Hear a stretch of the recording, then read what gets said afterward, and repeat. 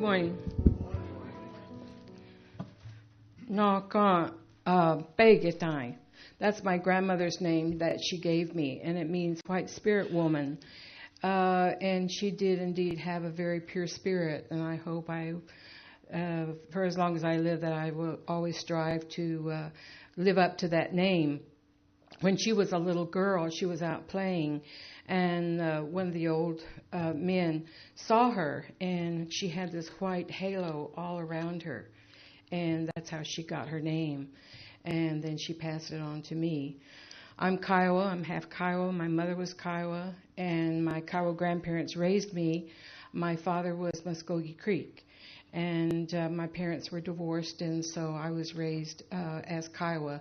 I do know some of my Creek heritage, but like I say, I was mainly raised Kiowa over there from southwest Oklahoma. I was raised in Dr. Sias, thank heavens for my grandparents that I am here today and didn't have to go through the trauma that many young women do. I lived two lives. I lived a life in the white school, and then I lived my Indian life at home. So any traumas that I had in high school from discrimination, exclusion, all those things, I was able to go home, and I was wrapped in my culture, which shielded me from those things. And so I was very lucky in many, many ways. We were discussing, some of the things my grandparents had taught me.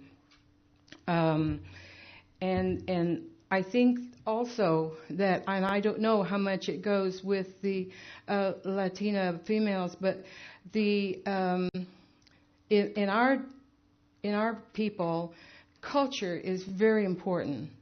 I'm a nurse. I also was administrator for some substance abuse programs. And we found that those who have substance abuse programs also have a great loss of spirituality. That was discussed yesterday. In fact, a lot of the things that I'm going to talk about today have already been discussed with culture, with mistrust. I heard that word yesterday, and with suicide. So I'll continue. Okay. Some of the stereotypes and myths about Indian people. All Indians get a monthly check from the government. You heard that? We all get a free house. All Indians get free college education. All Indians get free food. Indians don't pay taxes. All Indians get free health care. Is that what you think? Well, Indians who own trust land, see, when Columbus accidentally got here, he found all these people, and when the Plymouths didn't have anywhere to go, they came here too. And as time went on, they gave us some of our land, and it was put in trust. And it's non-taxable. We can own land. We can put houses on that, and all of that's non-taxable. We also have some land, if you're lucky enough, you have land that the oil companies will lease for gas and oil, because in Oklahoma we had all that oil, and it ruined the land, but we had oil. And we can lease that land to farmers or to oil companies. And the money goes through the Bureau of Indian Affairs. See, Indians aren't smart enough to do their own business, so it has to go through the Bureau of Indian Affairs. And so if we get an oil lease or a gas lease or we graze it, it goes through the Bureau of Indian Affairs, and then the Bureau of Indian Affairs gives us a check. So that's from the government. But it's our land. It's our business. But the money is not taxed. Any trust land, any money that's received from trust land is not taxed. But if I work, as I've done for 50 years already, any of that is taxable. So yes, Indians do pay taxes. Free housing, the tribes have HUD housing from the federal government. And yes, you can get housing. It may cost you maybe $14 a month or something like that, but you do have that. And you have to be on the poverty level guidelines. We can apply for higher assistance, and if some of the tribes are rich enough, as some of our tribes in Oklahoma are, they can add to that money. But no, all people are not getting that money because there just isn't that enough to go around. And they do get commodities, so there's the free food, but you have to fall in the poverty guidelines again. Free health care. And not so much in Texas because there is no Indian Health Service in Texas, but there is in Oklahoma. And it's a very complicated system, which case managers for any area of the health care find very difficult to go. When we signed away much of our land through treaties, in return, we were to get social services and health care services for as long as the grass grows and the water flows. But it's very difficult. Indian Health Service has been underfunded for years, for decades, and now we're getting how many $1 million of cut because of sequestration. And so there is not enough money to go around. And also, because of intermarriage and everything, there's more people. For years, people have wanted to be Indian. You know, back in the 60s with the hippies and everything, you know, everybody was dressing up with headbands and feathery stuff, and they've always wanted to be. You find that hundreds of people out there who are Indian experts, and they sell you an Indian name. They sell you a sweat lodge of all those people that died in Arizona. You know, they spent thousands of dollars to go in that sweat lodge. So there's a lot of people making money off of being Indian. And so you see a lot of people are coming into the system. Well, that just kind of, I always say getting health care is like back in the 50s when you went to McDonald's, you could get 10 hamburgers for $1. You still have the same dollar, but now you have to feed 100 people, not just 10. So it's very difficult. And then we have a dual system that we're citizens of the United States, but we're also citizens of our tribes. So therefore, we can go to Indian Health Service and also Medicaid and Social Service and that sort of thing. So it can be very difficult going through the Indian Health Service system. For us that work in the system, it's very easy. That's all we've known. But for outside people, it's hard. For many, many years, people, if I went to the emergency room in, say, 1955 in Oklahoma City, they'd say, oh, well, you go to Indian Health Service. And even though Indian Health Service may be 100 miles away, you go there, you get free care. No, we don't. We get free care once you get there, but if you're having a baby and it happens to be born on the turnpike, well, so anyway, it's been underfunded. We do have direct service facilities now that through Indian Health Service, there is a lot of Indian Health Service programs in Oklahoma. The tribes have their own clinics, and some have hospitals, and there are urban facilities also. There's an urban facility in Dallas. I used to be the director of that program. They tried to get one in Houston, but they're not funding any more urban programs. So Dallas is the only one that has a urban program. And I think Alabama Coushatta's have one also, have some sort of health clinic there. Contract health services is another mechanism of getting health care, in that if you live within the area, you can get services not available at that facility. They will contract it out. And so that's another mechanism. Some of the more important things that you need to know as social workers, as counselors in the substance abuse area, in many areas, is why Indian people are the way we are sometimes. Historical trauma is a component that's been recently recognized. We were talking about PTSD yesterday, and that's very much what is happened to Native people, in that historical trauma is defined as cumulative emotional and psychological wounding over the lifespan and across generations. emanating from massive group trauma. Historical unresolved grief accompanies that trauma. And there was a Maria Yellowhorse Braveheart who did this study in the late 90s and early 2000s, and it's being more recognized. And that trauma causes stress, though therefore is the basic for many diseases, cancer and diabetes and many other things.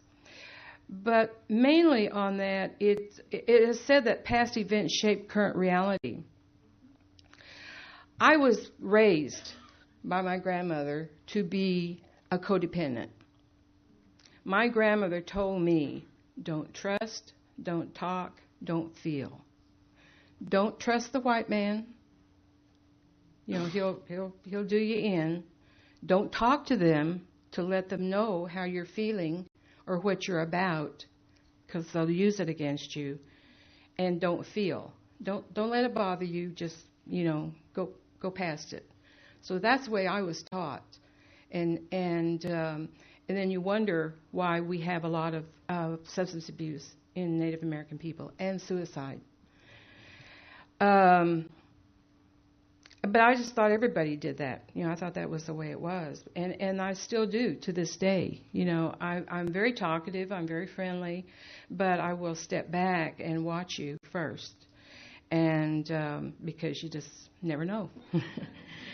And so it's and then historical trauma is a collection of characteristics that's formed in relationship to that trauma. And it's not just Native Americans. As we heard yesterday, it's the veterans. It's the Jewish people who survived the Holocaust. It's many, many people that were hurt by things that happened. Cataclysmic events can be transferred to offspring. To this day, I get really mad when I sometimes do some research and I'm talking about historical trauma and such, and you go back on the internet and you find out that the United States government never knew what to do with us as Indian people. Whenever they didn't know what to do with us, they made a law. Okay, well, we don't know how to get that land, so we'll make a law. We don't know how to make them not Indians, so we'll make a law. There are so many laws about us that have gone on from the 1880s to even today, put them on Indian territory. So many of the tribes, Pawnees, 39 different tribes were pushed into Indian territory, which is bigger than Oklahoma today. But they were sent there, either walking, the Trail of Tears, maybe some of you have heard about, walking there, being killed. And then once we got there, then there was another law. Okay, we got them there, now what do we do with them? Okay, we'll send them all to school and we'll make them little brown white people. Cut their hair, take away their dress, don't let them speak their language, just acculturate them. And so that they will not be Indian anymore. And so from the 1880s to the 1950s was the boarding school era, in which young children were taken away from home, many times thousands of miles away, from New Mexico to Carlisle, Pennsylvania. And they never saw their parents for 12 years. And their language was taken away from them. And when they got back home, finally, as grown young people, they couldn't speak to their parents anymore because they couldn't speak the language. So it was in that, grandchildren are alive today who remember that story in their families. So that hurt continues down the road. There was forced removal from Indian people from their lands. There was forced removal of children from the families. So you have a lot of families today with the same problems that, maybe the Latinas had that were left their native lands, and they don't know how to parent. They because they grew up in a boarding school, so they don't know how to parent. They don't know how to teach. And like I say again, I think of all these things and just thank God my parents were divorced and my grandparents raised me.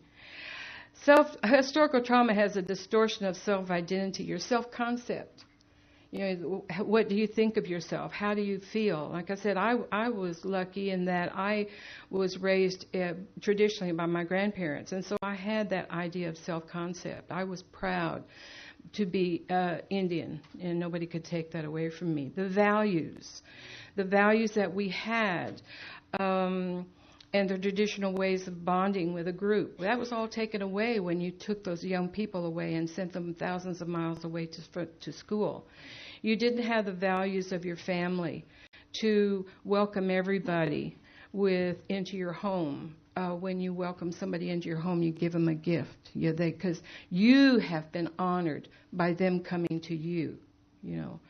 I remember one of my birthdays. I was probably about 8 or 9 years old, and my grandmother always cooked a big dinner and invited everybody over. And I had to give money to these people, and I was so mad. And I said, Grandma, it's my birthday, And so she said, but this is the way we do it. And I said, okay. And so you give away, you don't get.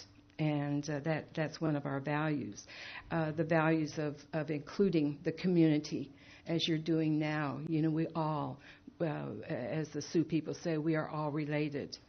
And so those kind of values that we have. The effects of historical trauma, as many of you people may see in your practices and such, is alcoholism, drug abuse, family violence, breakup of the family units, and high incidence of diabetes, heart disease, and suicide. And historical trauma has said, that historical trauma causes stress in your family. The National Institutes of Health have finally opened up an area, a school, or whatever they call it, of traditional medicine, of alternative medicines. So they look at Native American medicine and the way that we do things, and they look at herbology, and they look at so many other types, Asian medicines, and so they look at other types of medicine that have been working for centuries, and before Pfizer and everybody else that sponsored this conference came into being.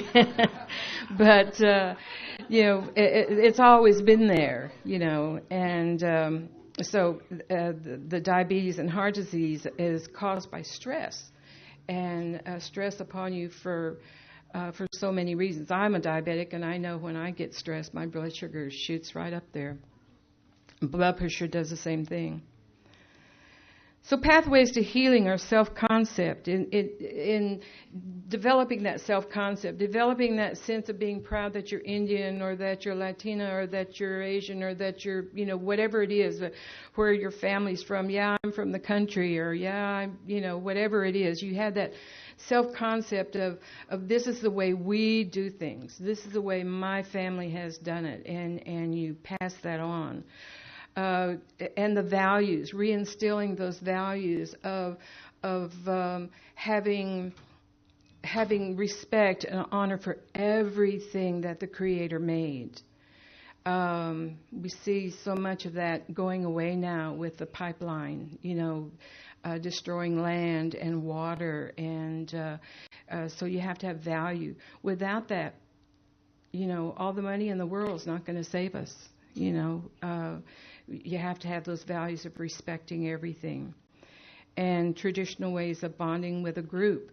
There are many healing circles in many communities, talking circles or ceremonies. We had a ceremony one time, and I was thinking about this with the veterans from yesterday. We had one lady had come home. She had been away from home for a long time. And she came home, and it was just like, oh, well, hi, Grace, hi, how you doing? They never came to her and really welcomed her home.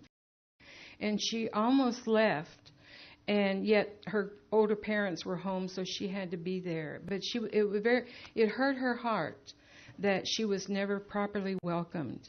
And so as we were all sharing in a great room like this, we all stood up and we held hands and we welcomed her home. And she cried and we cried, But finally, someone had said, "We're glad you're back. We're glad you're back with your people." It's always, I like to joke and say, all old buffalo go home, to die. And so we do, it's always good to be home, wherever home is. And so we have those traditional ways.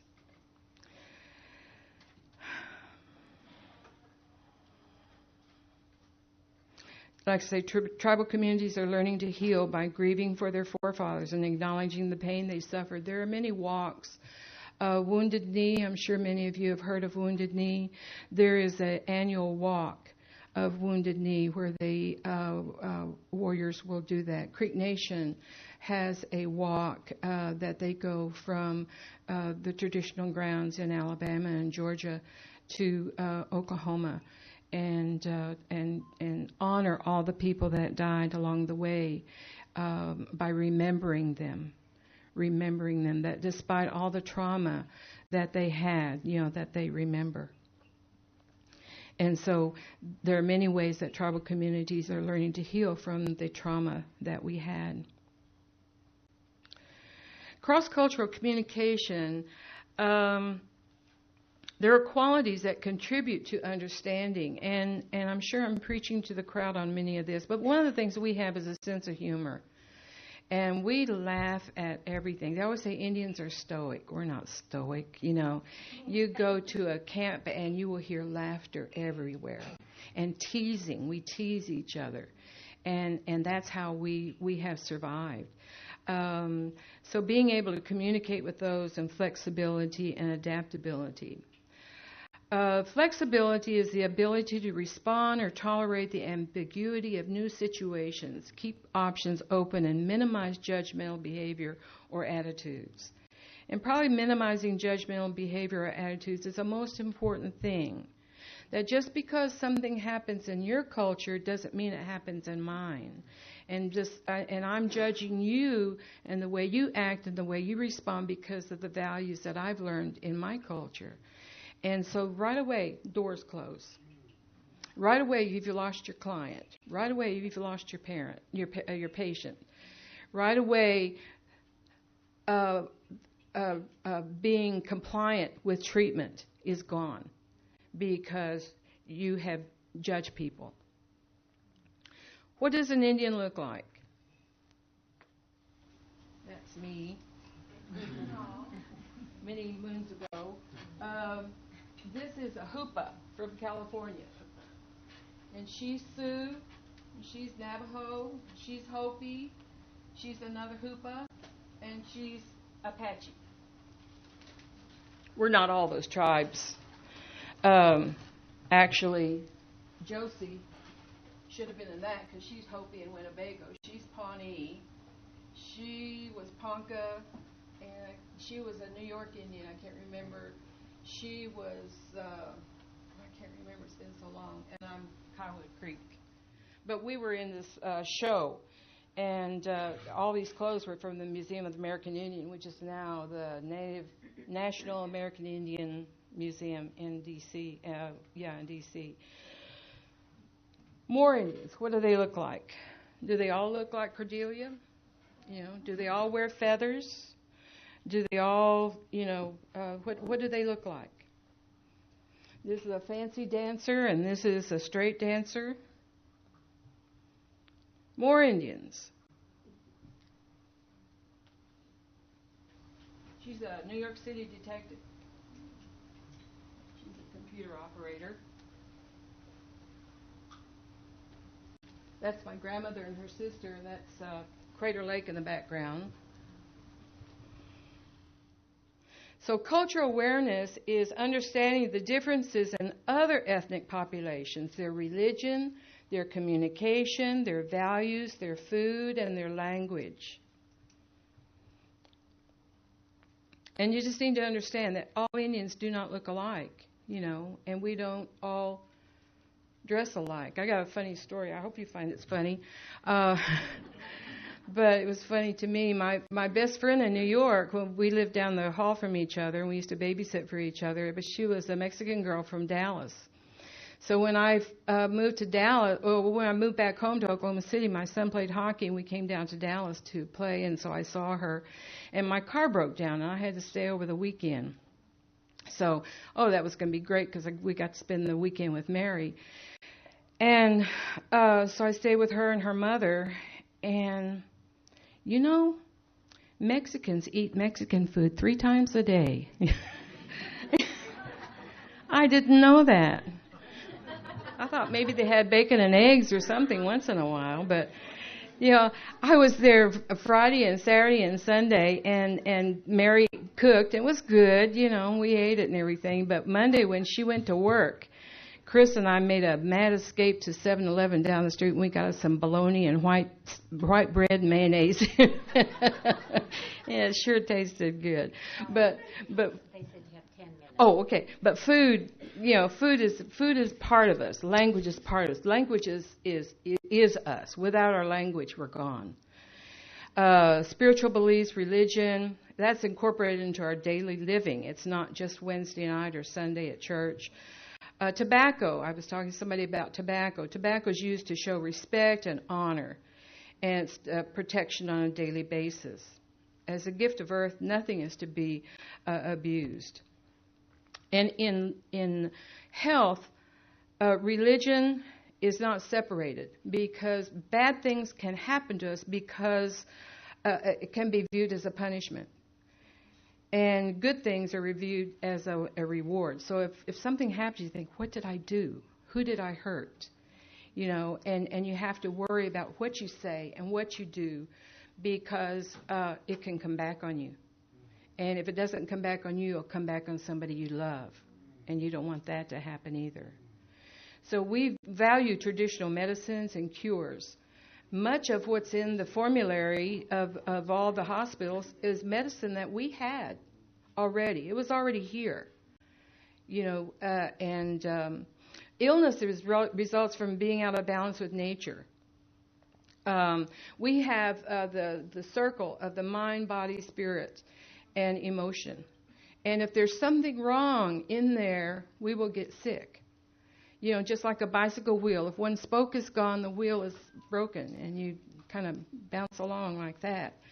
So if you're out of balance, then you can be hurt. You can get diabetes. You can get cancer. Cancer's caused from stress. And so you need to be in balance. And again, the National Institutes of Health have recognized that that holistic medicine, is that.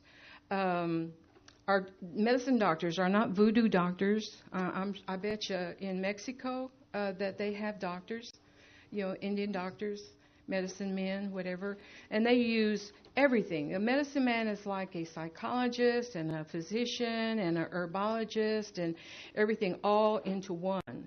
That we use a lot of herbs, and we use purifying sweat baths. I was telling Cordelia that on the way up, a medicine man gave me a plant or a root or something for my arthritis, but he only gave me one piece just about that big, and I've been saving it. And I thought, well, oh man, my hand hurts. I got that herb, and I thought, no, it doesn't hurt that bad, because if I use it, it's going to be gone, and I don't know where to find another one, so I'm saving it. But we have traditional medicines. Cedar, sage, and sweetgrass are used in prayers and blessings. It kind of depends on where you come from. There's sage is up north, sweetgrass is up in Wisconsin and further up north. Cedar we use here. Communication. Communication is very important when you're talking with your Indian patient, because eye contact is often considered impolite. Handshakes are very symbolic also. If this were a regular meeting, when I would come in, I would go around and shake hands with everybody in here. And but a vigorous handshake is a sign of aggressiveness. So the old Madison Avenue, hey, how are you? Glad you're here. You don't do that. And silence and pauses in conversation are common, because many times they're just taking it all in and analyzing it and everything before they give you an answer back. Or they may be translating.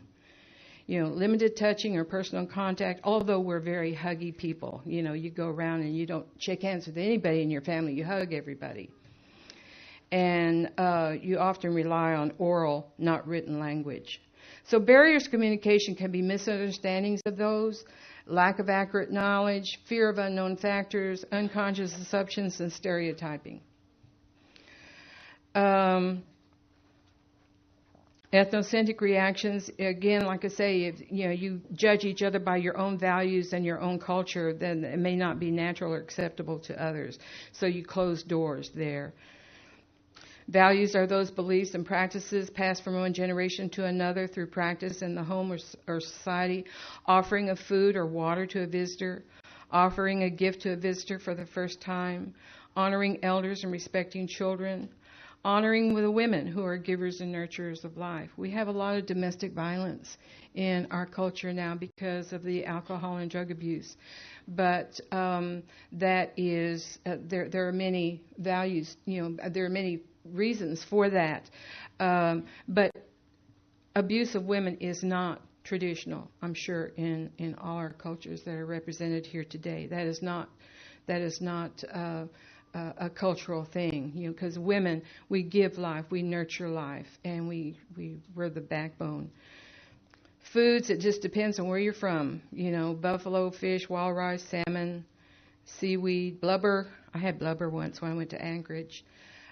Corn, squash, beans, wild plums, choke cherries. They're dependent on where you live.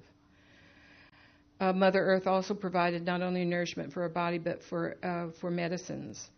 Aspirin, digitalis, opium, many things. So strategies for success in dealing with Indian people or any other culture that you come across in your practice is to maintain an open mind, to listen very carefully, and you can ask questions. I don't understand that. Can you tell me about that? Observe and following your host. And limit your questions in the beginning and ask key questions. Most of all, be yourself. If a cultural experience changes you, wanting you to search your own values, that means you have obtained cultural sensitivity to that culture. This is a place I went to in Montana once. It's a picture of Boulder River. It was the most beautiful place I've been to in a long time. We had cabins and you could listen to that water flowing all through the night. It was beautiful. So think of your work as that flowing river. As the river flows, it sifts and moves objects and turns over boulders and provides life to creatures. How will your life flow and affect others? How will you provide nurturing to others? Hopefully by gaining insight on cultural sensitivity from this conference today. And thank you very much.